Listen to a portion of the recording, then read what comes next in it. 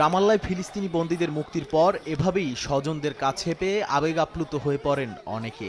দীর্ঘ ১৫ মাস পর প্রিয় মানুষকে কাছে পেয়ে সুখের কান্নায় ভেঙে পড়তেও দেখা যায়। স্থানীয় সময় বৃহস্পতিবার ইসরায়েলি জিম্মি মুক্তির পর ১১০ ফিলিস্তিনি বন্দীকে মুক্তি দেয় ইসরায়েল, যা নিশ্চিত করে হামাস বলছে ইসরায়েলি কারাগারে বন্দী ফিলিস্তিনিদের মুক্তির জন্য সংগ্রাম অব্যাহত থাকবে।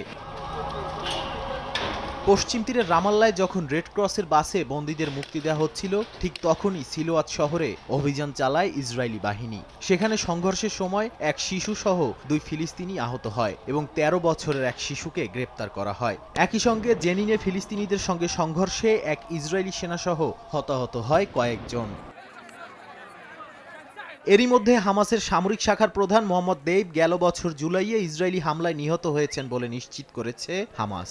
সংগঠনটির মুখপাত্র জানান, হামাসের মিলিটারি কমান্ডার মোহাম্মদ দেইবকে ফিলিস্তিনের সশস্ত্র সংগ্রামের প্রতীক হিসেবে দেখা হয়। তার নেতৃত্বে হামাসের সামরিক শাখা শক্তিশালী হয়ে ওঠে।